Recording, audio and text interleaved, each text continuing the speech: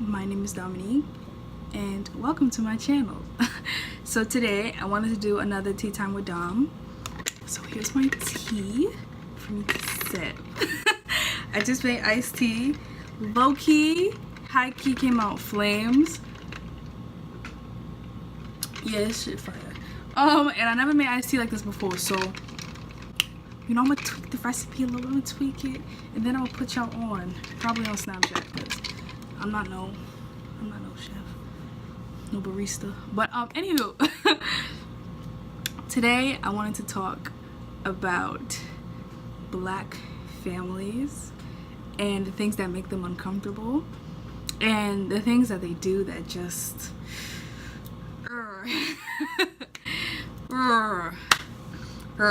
And so, like, with each topic that I thought of in our community, I thought of a story. So first, let me give you like a little backstory about where my family's from. My mama's maternal side is from the South. So like they have a lot of like deeply rooted Southern values in them. And my mom's paternal side is Latino. If I'm not mistaken, they have family over there, like on that side of the family, that were in the service. So they have like a lot of Southern values in them as well. My dad's side is like completely Caribbean, like Haitian and Dominican. So just to have that like as a backstory to explain like where they come from, and that probably plays a hand in why they think the way that they do. It don't make it right. It don't make it right, honey. It don't make it right. But if you see me looking down or like looking around, it's because like I wrote notes, but this just might end up being another 20-minute video anyways, so we gonna see. So the first thing I thought about when I thought of Black families and like some of the things they do that are very problematic is like colorism in our community. Yeah, I thought of colorism and how like prominent it is in our community. And so for colorism in particular, like I said, I have family that's from the South and are rooted in Southern values. And so I've noticed that with those Southern values comes a lot of colorism, and also comes a lot of sexism. I have a lot of family members that are rooted in some Southern values, and I also have family members that are rooted in like traditional Caribbean households. And so I've noticed my family in general, there is such an emphasis on fairer skin and looser hair. I'll see them like actively pursue women who either are Black but have like non-Black features, or non-Black women who have like the good Black features, which is not all of their exes are fair skin, loose haired, shapely women. Like you'll ask them like, you know, I noticed you don't go after like darker women or like women who don't look like Latina, Asian, like some sort of mix. And they'll be like, well, you know I have a certain type. Okay, so your type is not Black. Is that what you mean? What is that like? What? And then like you look at their parents and their mothers are like darker skinned women. Like most of the women in my family are darker skinned. I don't know how I came out looking like this, son, but like most of the women in my family are darker skinned. It's so hard for me to take Black men serious who denounce darker skinned women, or like women who look like their mothers. Just Black men in general who don't like Black women make me very uncomfortable. I'm trying to open myself up to understanding that people obviously like have people that they're more attracted to than others. That's like, I mean, everybody has that. Everybody has a preference, but I feel like you have to self-reflect and see if your preference is rooted or based in prejudice, in colorism, in racism, in homophobia. You really have to self-reflect and start to see where your preferences come from. Like that's where you have to be careful in preferences. You gotta go, you're canceled. Okay, bye.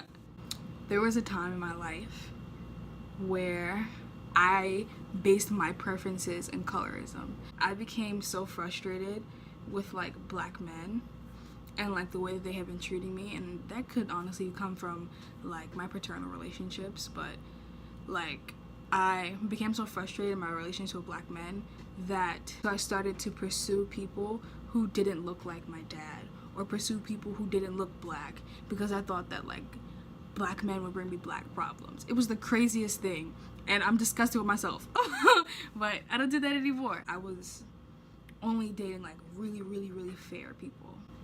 And so there was like one time when like I actually brought somebody home who was really fair. My mama showed my granny, my boyfriend, and my granny is like, "Oh, okay, Dominique." She's like, "Y'all make some pretty babies."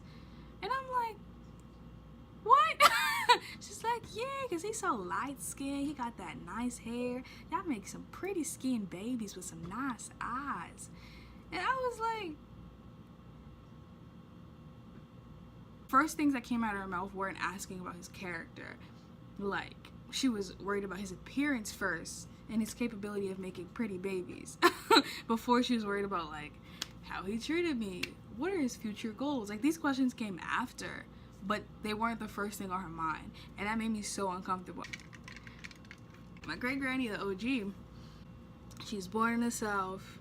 She was raised in like a patriarchal life, so like that reflects in the way that she views men and the way that she treats the women around her. So like on New Year's, I don't know if this is just a Southern thing in general, but like she refuses to have any woman walk through her door before a man walks in her door. Like, she believes that if a man walks through her door on New Year's to bring the new year in, he'll bring in like good luck and wealth and fortune. Weirdest shit I ever heard in my life. My mama was gonna come over and we were gonna like bring food and stuff, because like for holidays, like we'll all go to Granny's house and like have dinner. So my mom was like, "Okay, like grandma, what time you want me to come over?" She's like, "Wait, nope, don't come over yet. Nope, don't come. And we like, "What you mean?" She's like, "No, because a man hasn't walked in my door yet." And she was like, "I'm not gonna have y'all coming here and bringing in bad luck, so y'all gotta wait." And so like with that, like all the men in our family, she babies. Like if one of the guys in our family asks for some money, he need a place to stay for the minute, he needs somebody to watch his kids, he needs somebody to fix his car, he needs some money for his car note, he needs some money for his rent. If a man in the family needs anything, they are ready to help them, especially financially, but also like emotionally. Like, it's so odd with men, like especially like black men, the expectation is to offer like an abundance of emotional support to them, like not really expect the emotional support back and not really expect the man to be emotional, but like there's an expectation of like amount of emotional support that you should be giving them. I'm supposed to like give you love and appreciation, and I'm supposed to make you know that you're like amazing and worthy, which like of course everybody should know that, but then like there's also the expectation that you can't show me that love and appreciation back. You shouldn't be showing me like affection and love and sadness and fear and angst. Like, it's like the only emotion that we allow black men to show is anger and lust. I don't know. I don't get it. I don't know. My granny will be out here paying people car note, paying people rent, but then like if a woman in a family is struggling, like there's an expectation of like, well, you gotta be strong, you gotta just fix it. The women end up doing that. Like, they make do with what they have, even if it's absolutely nothing, and they somehow manage to prevail. Like, the things that the women in my family have been through, it's crazy, and I honestly don't know how they get through it, and I don't know how they manage with the cards that they're dealt, but they do it. But it's like, why do we expect women to just prevail all the time with no support? Like, it just doesn't make any sense to me. Why don't we give women the tools to succeed? Why do we just expect them to always be prepared to build from the ground up? We deserve the same amount of love and support, financially, emotionally. We deserve all of that. I don't know. Some I noticed. And this doesn't have to go for everybody. I'm just talking in particular for my family. Sometimes I think that the way that we treat men and women, especially like black men and women of course, is based on like our fear for losing black men.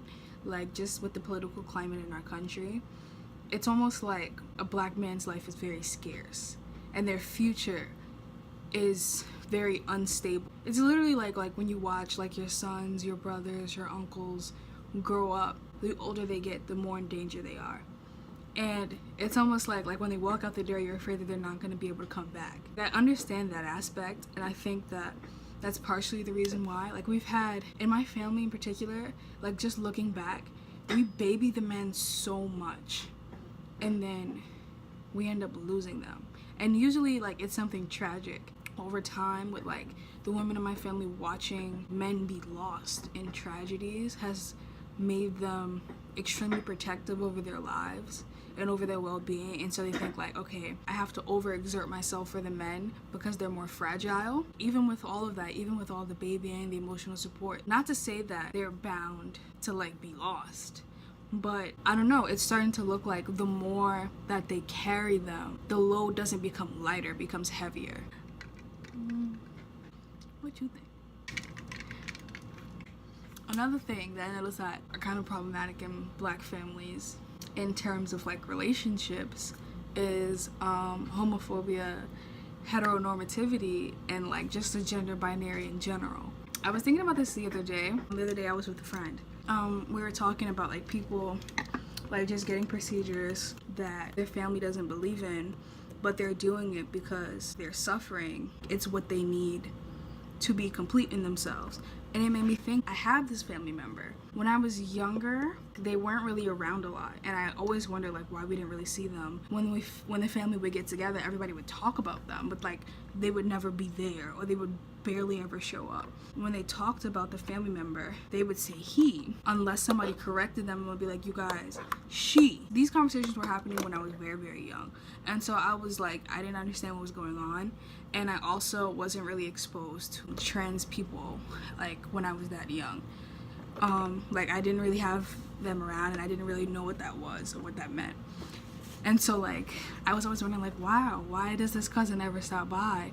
Or like, how come like when I first saw them they looked one way and now they look completely different? I just remember like how bad my family would talk about that person and like misgender them. I think back now and I really want to find some way to reach out to them and just like, I don't know, I feel like I really want to give them some support. I don't know if it's like Black families are not so against but very questionable about things that they don't understand, but at the same time like they can seem very unwilling to understand. Now I know that like I don't see that person anymore because they feel like they're not in a safe environment and they're not in an environment that welcomes them. This person went through their transition like in a time where it wasn't so widely accepted to be doing what they did. They really must have felt so isolated, and they really, I don't know, I can't blame myself. I was so young.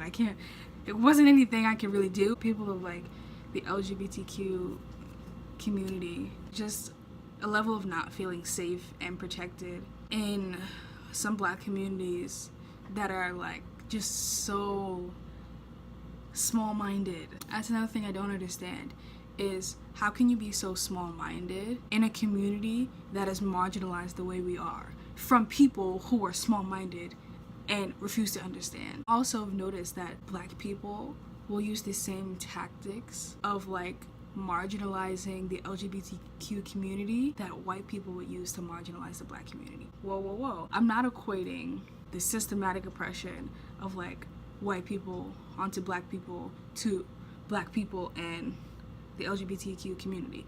That is not the same. It will never be the same. That comes with a huge level of systematic oppression, years and years and years of undermining. That is different. I try to bring that to light when I'm talking to people who are very small-minded and are Black. The things that you're saying, these are the same things that the oppressor said about you.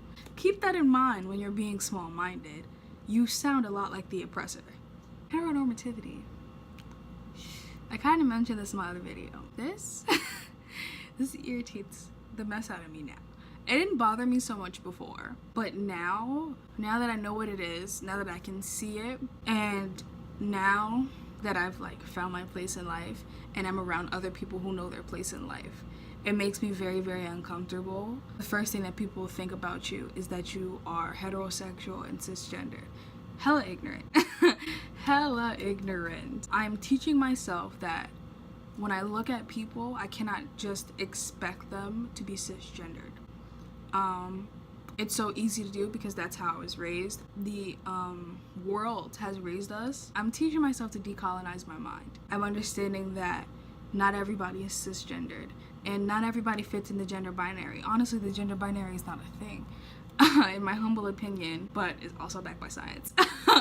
The gender binary is not a thing. The sexuality spectrum is so fluid. Sexuality is so fluid.